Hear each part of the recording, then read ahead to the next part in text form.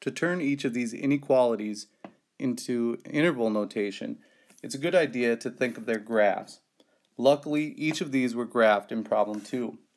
But for part A, the graph of x is greater than 4 starts at 4 and gets bigger. But where does it end? It ends at infinity. That means this is our interval of all the solutions. Our interval is going to start at 4 and go to infinity. Now we have to decide whether we use parentheses or square brackets. Since we cannot equal 4, we'll use a parenthesis. And since we can never get to infinity, we'll use a parenthesis there as well. For part B, x is less than or equal to negative 2. The graph of that finds negative 2, uses a dot for equality, and x's are going to be less than that. That means we're going to go all the way down to negative infinity. So there's our interval. We're going to go from negative infinity to negative 2. We can never equal an infinity, so we'll use a parenthesis, but in this case we can equal negative 2. So we have to use a square bracket around the negative 2. In part C, 3 is less than or equal to x. The graph finds 3, uses a dot for equality, but all of the x's are going to be bigger than 3 because 3 has to be less than the x's. So our interval is going to go from 3 up to positive infinity. So write that interval and decide whether to use parentheses or a square bracket.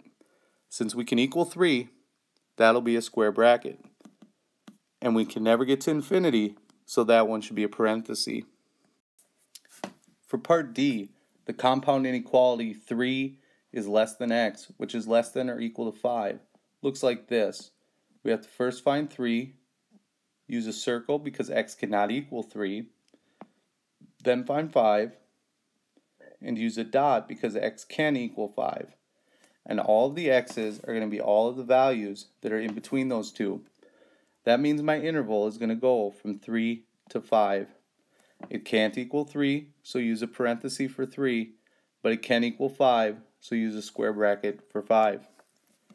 In part E, the compound inequality looks like this. X is less than or equal to 0. We find 0 and use a dot for equality. All of the x's are less than that. Then, for x is greater than or equal to 6, we find 6, use a dot for equality, and we want all the values that are greater than 6. To write this using interval notation, the left-hand part goes from negative infinity up to 0. We can't equal an infinity, but we can equal 0. For the right-hand part, we're going to go from 6 all the way up to infinity. So our interval will go from 6 to infinity. We can equal 6, but we cannot equal infinity. To join the two intervals together, we use this U for the union. And this will say the union of the interval from negative infinity to 0 and from 6 to infinity. For the last problem, we have to think about the graph of the absolute value of x plus 1 being greater than 3. For a more thorough explanation, check out the video for that problem. But the graph starts in the middle at negative 1 and will go 3 units to the right to find 2 and 3 units to the left to find negative 4. All of the x's are going to be those values that are further away from negative 1 than that. So we won't be able to equal 2, but we're going to get further away from negative 1 than that. We can't equal negative 4, but we're going to get further away from negative 1 than that. So, once again, we have this compound inequality that covers two separate intervals. For this first one, we're going to start at negative infinity and go to negative 4. We can never equal an infinity, and in this case, we can't equal negative 4 as well. On the second interval, we'll start at 2 and go to infinity.